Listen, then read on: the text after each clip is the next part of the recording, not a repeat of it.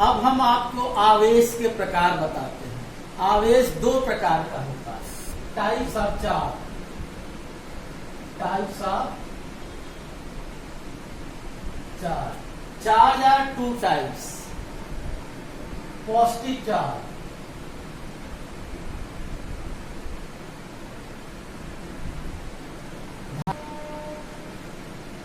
आवेश दो प्रकार के होते हैं। धनात्मक आवेश, पॉजिटिव चार्ज।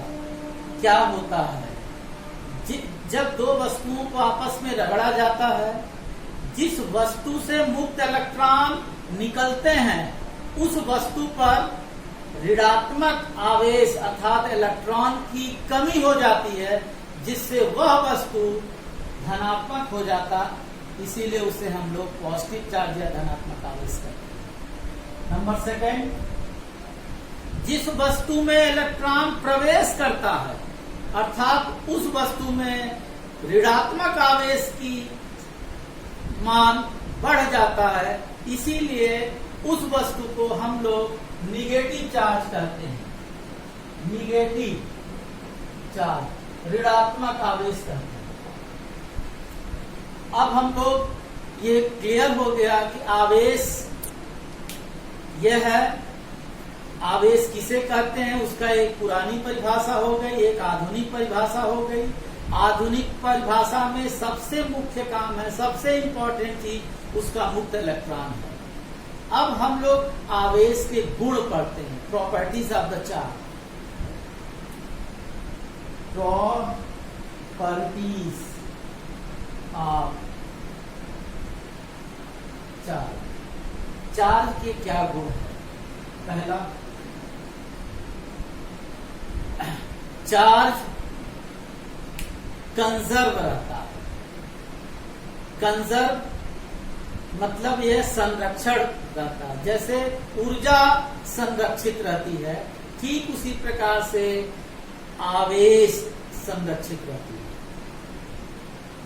आवेश को न तो उत्पन्न किया जा सकता और न ही इसका नुकसान किया जा सकता है, इसीलिए इसे इस नियम को हम लोग आवेश के संरक्षण का नियम कहते हैं। Charge neither be created nor be destroyed, it is called conservation of the charge. This is the first property of the charge, conservation of the charge. Conservation of charge. Number next, it is the scalar quantity. It is the scalar quantity.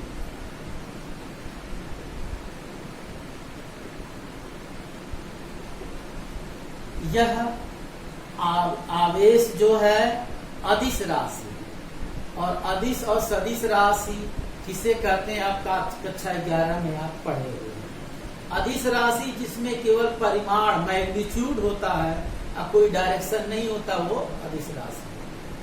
अभी आप इसके पीछे बहुत बड़ी कहानी है, लेकिन पहले आप आवेश को समझ लें, फिर उसके बाद हम इसका डिटेल और कुछ बताएंगे अलग से। अब आवेश जो है सामान्यतः हम लोग यदि इलेक्ट्रॉन को लेते हैं तो एक इलेक्ट्रॉन पर जो आवेश है -1.6, the charge of one electron -1.6 into 10⁻⁹ coulomb. आवेश की जो इकाई है, मात्रक है, वह कूलम कहलाता है। इस प्रकार हम लोग आवेश के बारे में एक डिटेल कर लिया। अब आता है आवेश को हम लोग ट्रांसफर करते हैं।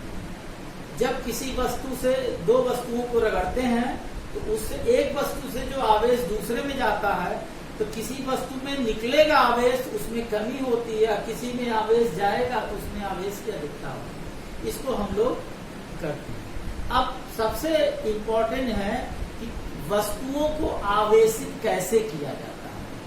How to charge the bodies. ये वस्तु, इसको करने के लिए 3 तरीके हैं। पहला तो हमने बाई आपको ये लिख दिया बाई रबी, बाई रबी। रबी का मतलब रगड़ना। जब किसी वस्तु को रगड़ा जाता है तो दोनों वस्तुएं आवेशित हो जाती हैं। यह एक तरीका है आवेश का। नंबर दूसरा बाई कंडक्शन, चालन द्वारा। चालन द्वारा कैसे होता है? एक वस्तु ये है हमारे पास,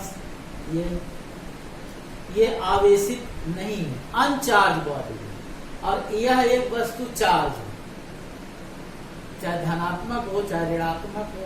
हमने इसको धनात्मक मान लिया। इसको हम ऐसे बनाते हैं जो अनचार्ज बॉडी है। एक हम स्फीयर ले लिए, ये कंडक्टिंग है, ये स्फीयर है, ये अनचार्ज बॉडी है, अनचार्ज बॉडी।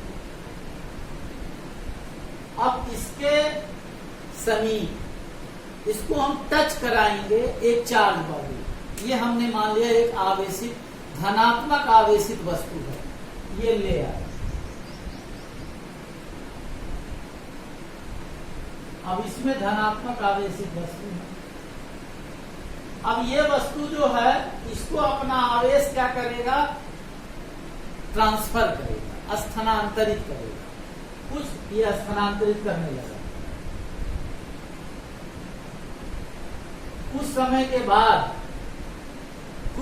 के बाद इस वस्तु को हटा देते हैं।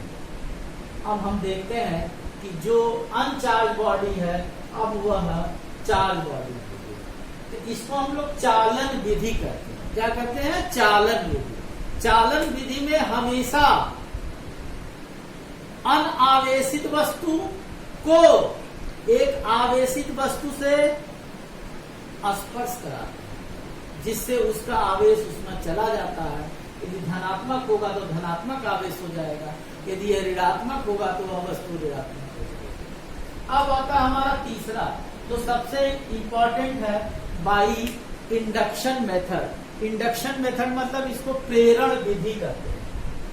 ये मतलब आवेश का बहुत बढ़िया है